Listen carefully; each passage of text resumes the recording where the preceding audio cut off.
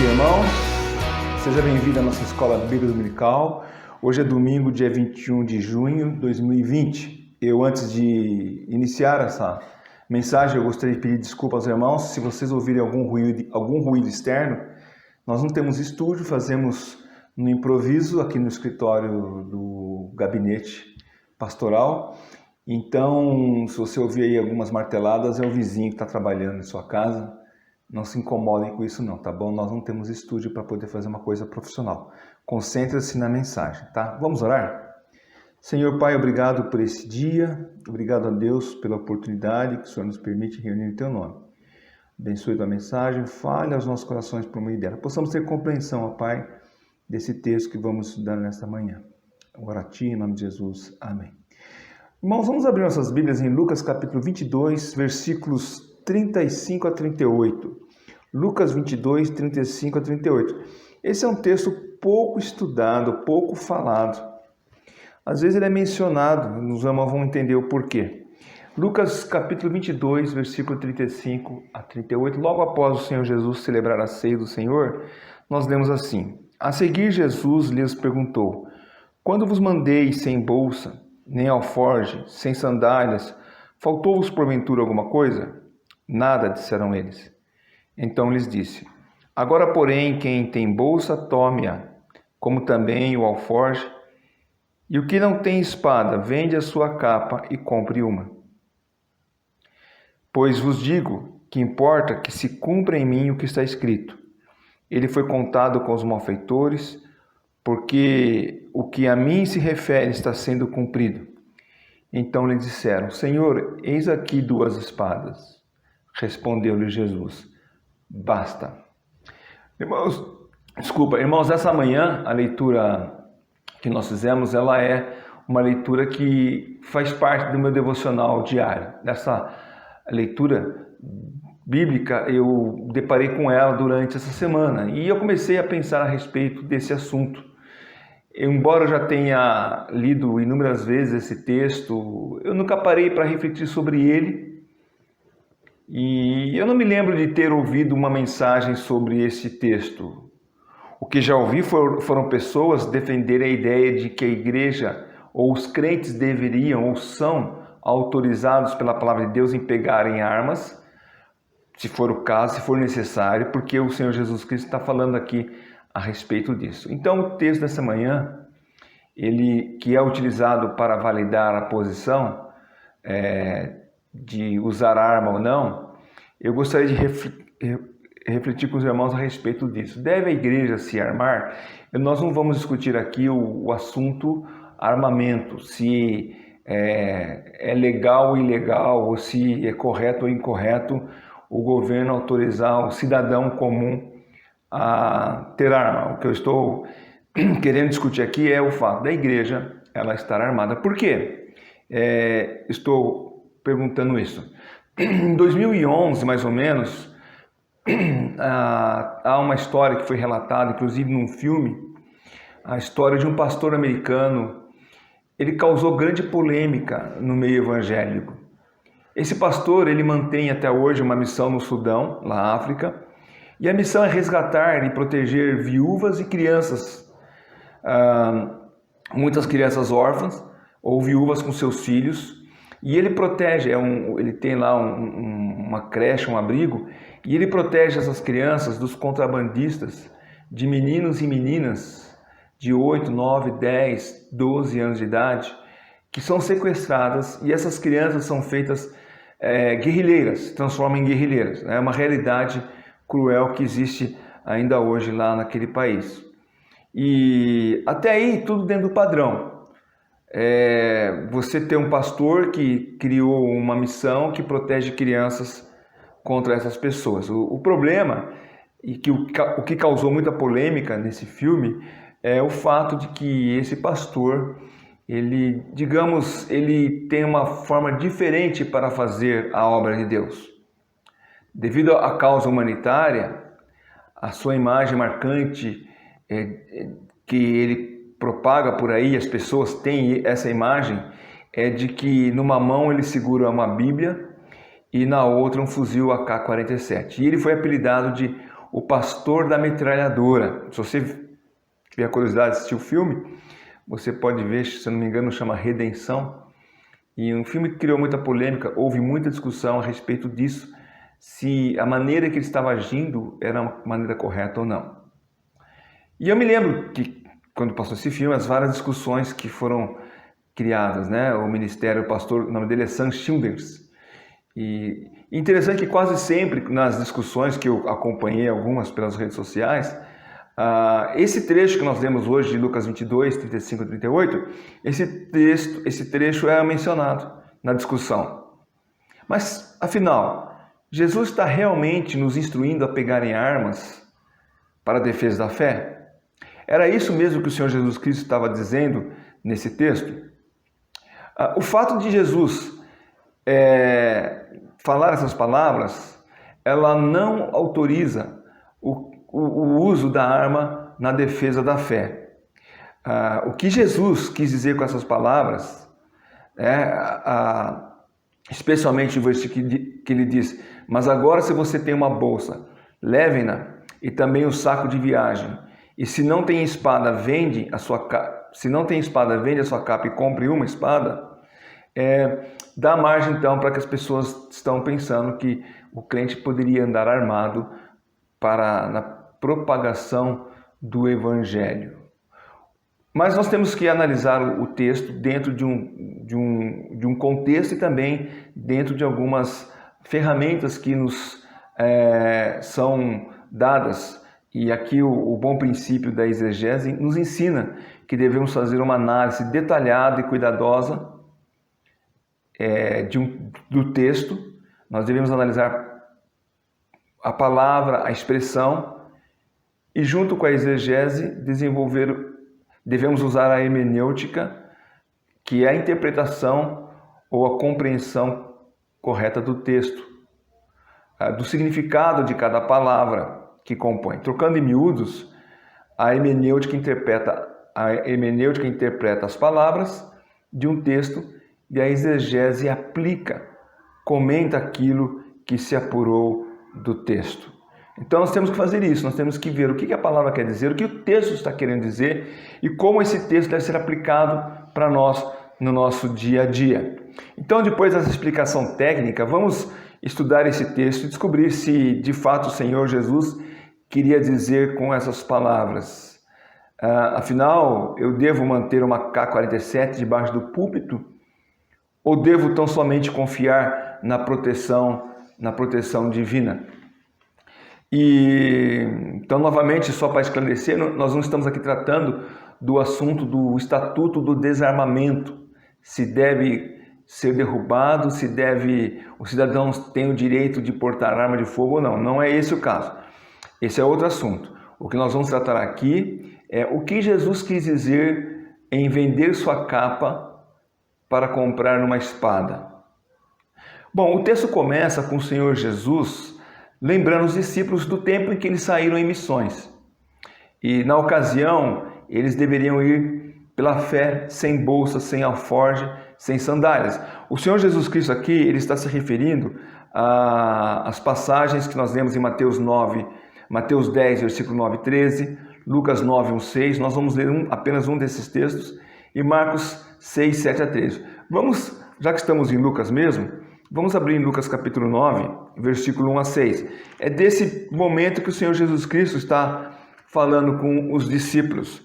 Então, Lucas 9, versículo 1 a 6, o Senhor Jesus Cristo envia os discípulos à missão e diz assim, Lucas 9, 1 a 6. Eu passei algumas folhas a mais, acabei parando em Marcos. Mas Lucas capítulo 9, versículo 1 a 6.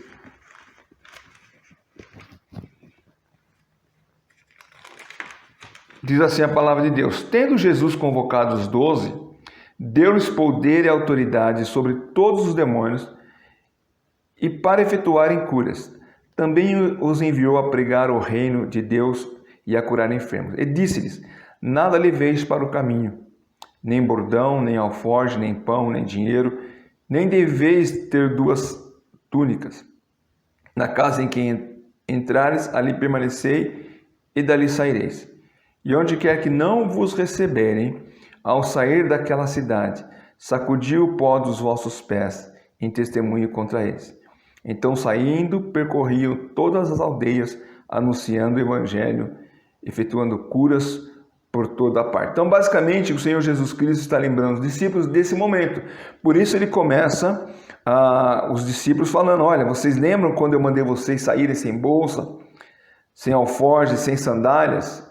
Vocês passaram necessidade? Vocês tiveram alguma dificuldade? E os discípulos falaram: não, nós não tivemos, não passamos necessidade, não passamos dificuldade. Nós fomos supridos em todas as coisas.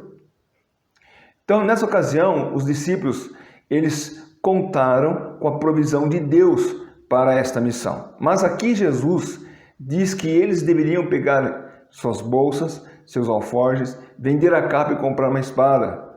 Por que a mudança de comportamento? O Senhor Jesus estava prestes a ser entregue na cruz do Calvário.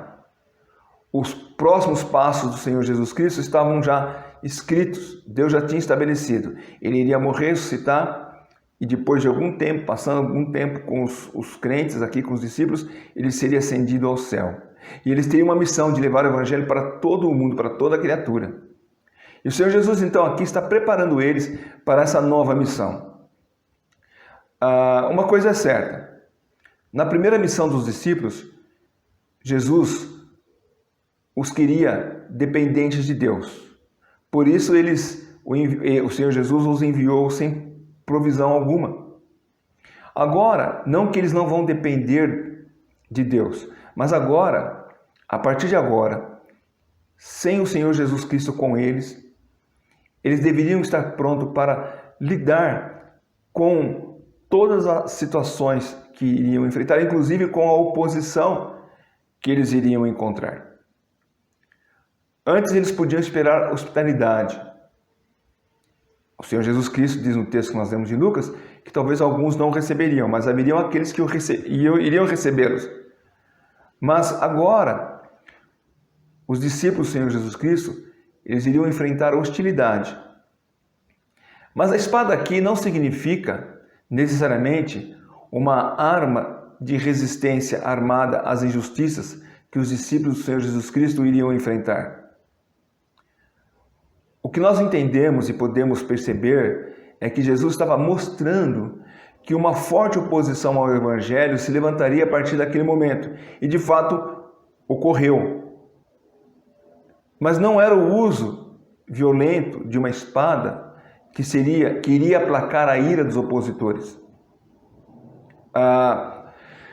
Os discípulos iam sair para pregar o Evangelho como o Senhor Jesus Cristo mesmo anunciou.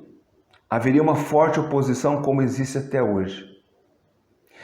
Não seria a espada que iria aplacar a oposição contra o Evangelho. Tanto isso é verdade que no mesmo capítulo, no versículo 50 a 52, aqui de Lucas 22, nós temos lá quando Pedro decepa a orelha do servo do sumo sacerdote, que no outro evangelho lhe fala o nome, que é Malco, né? Lucas 22, versículo 50 a 52. O Senhor Jesus Cristo, então, ele já está sendo levado preso, já está sendo preso.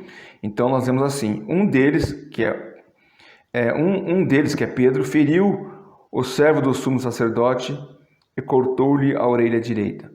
Mas Jesus acudiu, dizendo: deixai, basta. E tocando-lhe a orelha, o curou. Então, dirigindo-se Jesus aos discípulos, aos principais sacerdotes, aos capitães do templo e aos anciãos que vieram prendê-lo, disse: saíste com espada e porretes, como para deter um salteador? E para terminar com 53, geralmente estando eu convosco no templo, não puseste as mãos sobre mim. Esta, porém, é a vontade de Deus. Esta, porém, é a vossa hora e o poder das trevas. Então veja, o Senhor Jesus Cristo, ao mesmo tempo que nos versículos que nós lemos aqui no início, capítulo de Lucas 22, os primeiros versículos 35 a 38, quando o Senhor Jesus Cristo fala deles comprarem a espada. Mas agora Pedro usa, e provavelmente ele usou uma daquelas duas espadas que eles estavam, então ele usa de violência, o Senhor Jesus repreende ele. Será que o Senhor Jesus Cristo esqueceu o que ele acabara de falar? Não, não foi isso.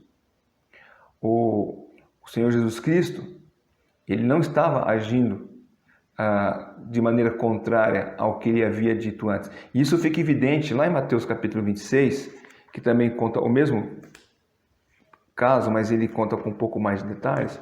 Mateus 26, versículos 51 a 53, o Senhor Jesus Cristo diz assim, Mateus 26, versículos 51 até o 53.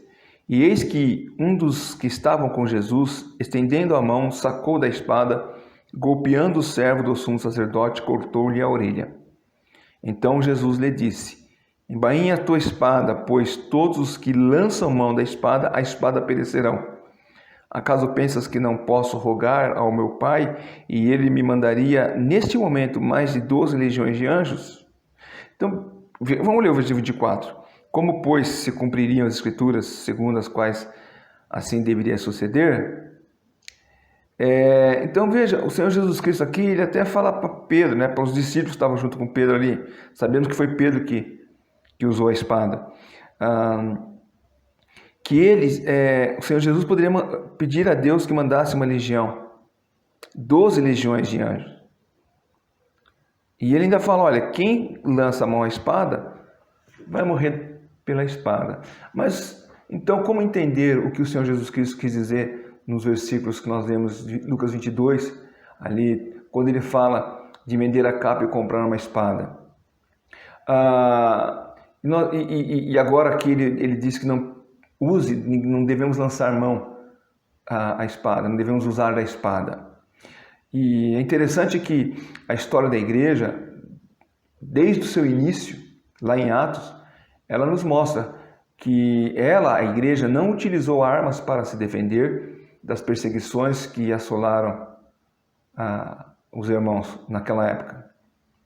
Como a igreja em Atos demonstrou, as armas da defesa e ataque dos discípulos era a fé, a oração e o poder do Espírito Santo. Você pode ver lá, quando o início da perseguição, a igreja sempre estava orando. Quando Pedro foi preso, a igreja se encontrava em oração. Então, quando a igreja vai se dispersar, os apóstolos falam que eles ficariam ali em oração. Então, assim aconteceu ao longo da história da igreja, da verdadeira igreja do Senhor Jesus Cristo. Talvez você esteja pensando nas cruzadas, A cruzada é aquele movimento extremamente violento que tinha o objetivo de expulsar os muçulmanos de Jerusalém, e isso aconteceu durante 196 anos. Durante esses 196 anos, foram realizadas 9 cruzadas.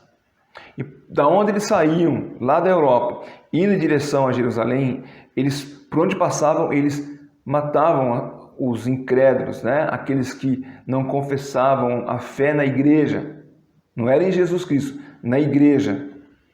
E estima-se que de 1 milhão a 3 milhões de pessoas morreram pela espada daqueles que se empenharam nas cruzadas. Se ficarmos na média aí, 1,5 milhão de almas perdidas em nome da igreja.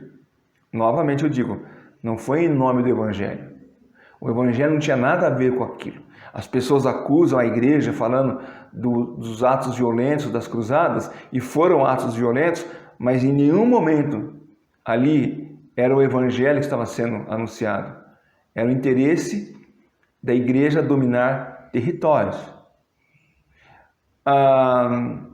Assim como hoje, e aí não é privilégio apenas da Igreja Católica agir dessa forma. Ainda hoje, levanta-se milhões em dinheiro em nome do Senhor. Igrejas que levantam dinheiro, naquele tempo matavam milhões de pessoas em nome de Deus. Hoje, eles buscam dinheiro de milhares e milhares de pessoas em nome de Deus. Mas, na verdade, é para a sua própria igreja, para o seu próprio benefício. Usam a igreja como pano de fundo. Usam o evangelho como pano de fundo, mas o propósito é estabelecer uma igreja denominacional forte. Então, sempre foi assim. Sempre usaram o nome de Deus para os seus objetivos não tão nobres assim. O que de fato podemos aprender com esse texto é que o servo de Jesus Cristo deve utilizar os meios possíveis para fazer a obra do Senhor. Com isso não significa usar da violência. Eu pessoalmente creio que o Senhor Jesus, ele estava dizendo para os discípulos que daquele momento em diante eles deveriam utilizar de todos os meios para a sua sobrevivência. E o uso da espada aqui não é no sentido de arma contra outra pessoa, mas que a espada seria utilizada para suprir a fome, por exemplo. Eles iriam agora partir de Jerusalém até os confins da terra. Eles iriam passar por caminhos perigosos. Eles iriam atravessar caminhos onde animais selvagens poderiam cruzar os seus caminhos e poderiam atacá-los. E essa espada seria usada para se defender desses animais e até mesmo para abate de alguma caça para se alimentar ao longo dessa jornada. Era comum os homens, as pessoas que viajavam, portar uma espada por conta de proteger dos perigos que as estradas da época ofereciam, mas não para o uso de tirar a vida de outra pessoa. Eu tenho um livro que eu gosto muito, eu já li esse livro pelo menos umas 3 vezes, ele me inspira muito com relação à obra do Senhor, missões especialmente. Conta a história de um médico missionário, o Dr. Viggo Olsen. Ele estabeleceu um hospital no Paquistão Oriental. E pouco depois que se estabeleceu ali a base missionária e o hospital, que já estava funcionando, houve uma guerra civil e o povo bengalês declarou-se independente do Paquistão Oriental. Ali foi formada a nação de Bangladesh. Com isso, é claro, o Paquistão Oriental não entregou de mão beijada. Houve confronto, houve batalhas. E para encurtar a história, os missionários foram evacuados, ficando ali apenas para proteger o patrimônio que era o complexo do hospital, a casa dos missionários, a casa dos médicos, os enfermeiros, na maioria eram irmãos estrangeiros vindos dos Estados Unidos, mas para proteger aquele patrimônio contra o ataque de guerrilheiros e soldados do Paquistão Oriental, que poderiam passar por eles e destruir aquele patrimônio, o Dr. Olsen, com 5 vigilantes, eles ficaram ali protegendo a base, juntamente com um outro médico, um outro irmão, o Dr. Don Ketting, e mais alguns outros vigias. Eles se separaram, alguns ficaram na casa dos missionários e outros ficavam no hospital. Era mais ou menos a distância de 1 quilômetro entre o hospital e a casa desses missionários. Então a preocupação deles era proteger aquele patrimônio contra os guerrilheiros ou soldados. E eles tinham armas, eles tinham 5 armas. Armas de caça. Essas armas eram utilizadas para a proteção deles contra os animais, porque para sair do hospital e até a casa dos missionários naquela época, no início dos anos 70, eles tinham que passar por um trecho de floresta. Então, para se proteger de animais, que vez ou outra até mesmo invadiu o perímetro residencial e do hospital, eles tinham essas armas, mas nunca essas armas foram adquiridas para matar pessoas. Então, nesse livro, o Dr. Olsen, ele conta a experiência do conflito que houve no seu coração, que se era ético cristão usar a arma para tirar a vida de uma outra pessoa. E ele lembrou do texto de Neemias, que em determinado momento em que Neemias estava construindo lá os muros, os pedreiros, utilizavam as mãos, com uma mão eles assentavam um tijolo e com outra mão eles seguravam uma espada. Vê lá em Neemias capítulo 4, versículo 17. Neemias 4, 17. Não por acaso, na leitura diária que eu faço, eu sempre leio um texto do Antigo e um texto do Novo Testamento. E esse texto de Neemias 4, ele já entrou também no meu programa de leitura diária. Olha o versículo 17 de Neemias 4. Os carregadores que por si mesmo tomavam as cargas, cada um com uma das mãos fazia a obra e com a outra segurava a arma, porque havia a preocupação de um ataque contra a construção do muro. Então o médico missionário lembrou de vários desse texto, né? E então um confronto no seu coração a respeito de se ele deveria ou não usar, mas alguns versículos vieram à sua mente. E ele então menciona alguns versículos como: o Senhor é minha rocha, minha fortaleza, o Senhor é meu rochedo em que me refugio, o Senhor acampa ao redor dos que o temem e os livra. O Senhor está comigo, não temerei. Que me poderá fazer o homem? E ele passou então aquela noite refletindo e lembrando desses versículos até que ele caiu num sono profundo. E só foi acordar no outro dia. E quando ele acordou no outro dia, ele foi acordado com a notícia de que nenhum grupo guerrilheiro, nenhum exército passou por ali. O Senhor preservou, era uma rota aquele caminho, mas eles usaram outro caminho, eles saíram por um outro caminho e não passaram por ali. E aquele caminho ficou preservado, não houve necessidade de confronto, Deus protegeu.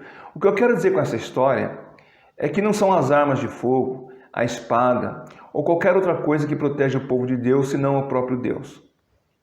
O texto que nós estudamos essa manhã não é uma autorização para nos armarmos contra os inimigos.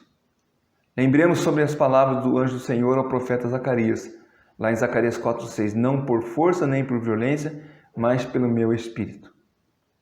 Então, aqueles que usam aqui Lucas 22 para poder dizer que o Senhor Jesus Cristo mesmo autorizou comprar uma espada, não foi por esse propósito de atacar o inimigo ou para se defender e lutar contra um inimigo. E a igreja, como eu mencionei, a igreja primitiva, muitos crentes foram levados às arenas sem resistência. E ao longo da história, os crentes eles morrem sem resistência. Como diz um dos pais da igreja, se eu não me engano é Eusébio, o sangue do mártir é a semente do evangelho. Então, quanto mais sangue se verte na terra, mais o evangelho floresce. Então, não é com o uso de armas que o evangelho vai prosperar. E eu quero então concluir esse estudo com a seguinte pergunta: em quem nós temos confiado? Na nossa força? No nosso poder? Nas nossas estratégias? Quais são as armas que empunhamos? As armas do homem ou as armas do nosso Senhor? Lembre-se, nossa arma, a nossa espada é a própria palavra de Deus. Vocês sabem desse texto de Efésios capítulo 6, que fala da armadura do cristão, e o versículo 17, que o apóstolo Paulo ele faz essa comparação da armadura do soldado e o cristão. Então ele diz no versículo 17, tomai também o capacete de salvação e a espada do Espírito, que é a palavra de Deus. Essa é a nossa espada, a palavra de Deus. É com ela que nós lutamos a batalha do Senhor.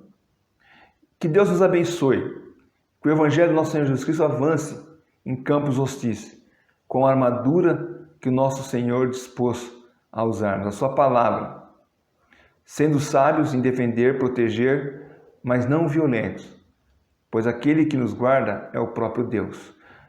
Quando você está numa situação onde você sabe que há perigo, que Deus possa te dar sabedoria em como se defender ou fugir ou se esconder, se for esse o caso.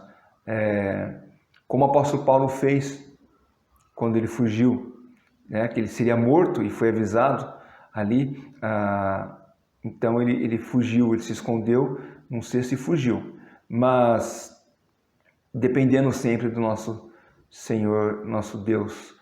Que Deus nos abençoe, que talvez você possa pensar um pouco a respeito disso, meditar a respeito desse assunto e saber que o Senhor Jesus Cristo não nos convocou para uma batalha a fim de que sangue seja derramado, mas para uma batalha onde o sangue que já foi derramado deve ser anunciado para que as pessoas possam conhecer Cristo Jesus, que verteu o seu sangue na cruz para salvá-los e dar-lhes vida eterna. Vamos orar? Senhor, obrigado por esse dia, ó Pai, obrigado por Tua palavra. Dá-nos compreensão da mesma, que o Senhor nos ajude a entendê-la e fazer a Tua vontade por meio dela. Abençoe, ó Pai, o Teu povo, abençoe a Tua igreja em dias tão hostis, onde há uma perseguição em muitos países, perseguições violentas. E nós já sentimos em nosso país uma perseguição, mesmo que ainda velada, mas já com uma tentativa de tirar Ó Pai, a igreja, fazer com que a igreja se cale, mas que nós possamos continuar proclamando as boas novas de salvação aos perdidos. Oramos a Ti agradecidos, em nome de Jesus.